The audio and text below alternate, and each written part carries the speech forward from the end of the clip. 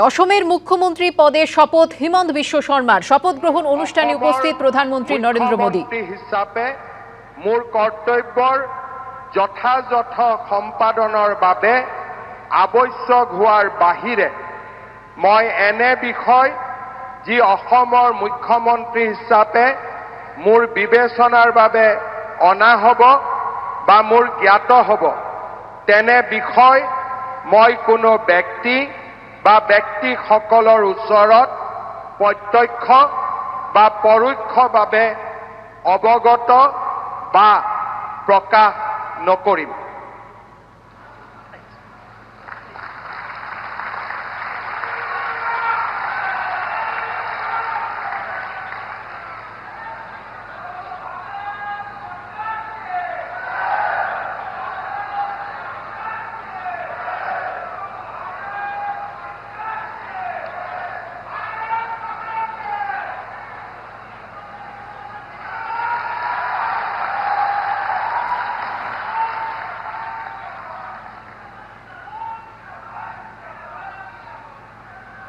শপথ গ্রহণ অনুষ্ঠানে যোগ দিতে গুয়াহাটিতে পৌঁছেছেন এ রাজ্যের মুখ্যমন্ত্রী Suvendu অধিকারীও।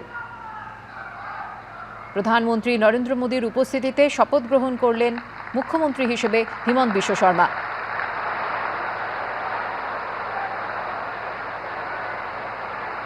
Sir, the ministers designate are present to take the oaths of office and secrecy. I request your permission to present them.